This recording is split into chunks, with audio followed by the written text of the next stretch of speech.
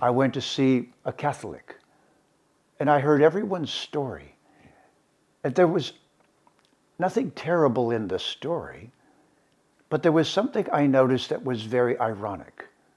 The supreme being was angry, distant, far away, and supposedly loving, but very little evidence of it, but had sent someone who was very friendly and loving, his son, who was promptly killed by the horrible humans.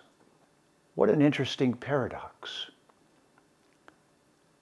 So it began to seem to me that his father was someone you couldn't talk to. And the son, well, let me give you an example. This happened later. But eventually, we used to sing a song in church. Amazing grace, how sweet the sound. Do you know who wrote that song? It's really quite ironic. It was the ex-captain of a ship that was bringing black slaves from Africa to North America. And he converted eventually to Christianity, was very sorry for what he had done, and wrote this song. And when I went to church, that's all I knew. I didn't even know that, really. I just heard the song, and it was a good song. I liked the melody, and it had friendly words. So you see, on one level, there's nothing wrong with Christianity, but here's what I found out later. I saw a video with a beautiful black man singer who sang that song for us. And then he said, "Do you know where it comes from?" And I didn't. Methodist Church, Presbyterian Church? No, he says. The words were written by the captain of the ship when he became a Christian. But the melody was hummed by the Africans who were miserable and being tortured by being in the belly of the ship on a horrible journey to North America, where they were to be enslaved as the property of Christians. Ah, ah, ah, ah, ah, ah. The sacred song of some group of people from somewhere in Africa, unknown and anonymous, suffering, treated like animals in the hull of a ship, driven by someone who becomes a Christian and wants to atone for what he's done, steals their melody and puts it on a song. Do you see the irony? This is the irony of Christianity. It's mostly practiced by sincere people because Jesus talks about loving. It's mostly practiced by people who talk about loving. And as my studies went on, I found out, but they had not behaved in a loving way.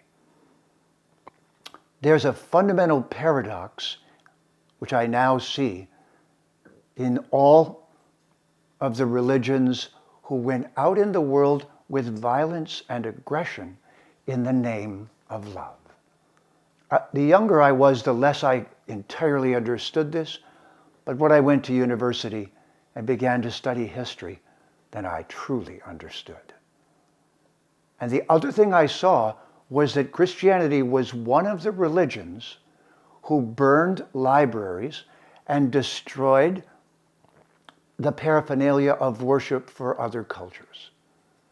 Any deity, any statue, any object, any altar that wasn't to their tradition, they would destroy it.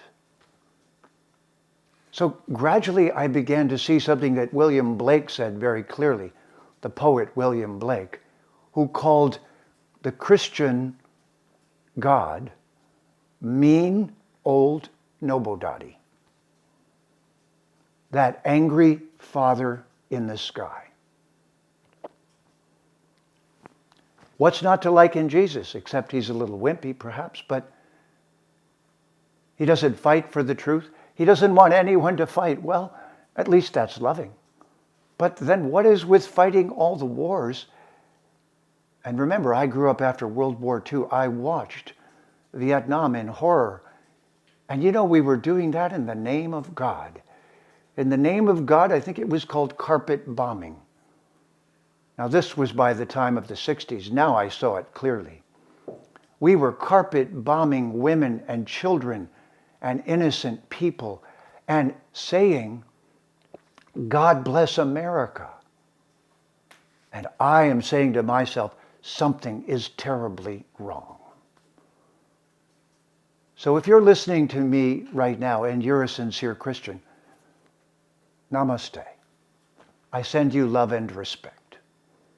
But I'm sorry, you must see what was done in the name of loving Jesus.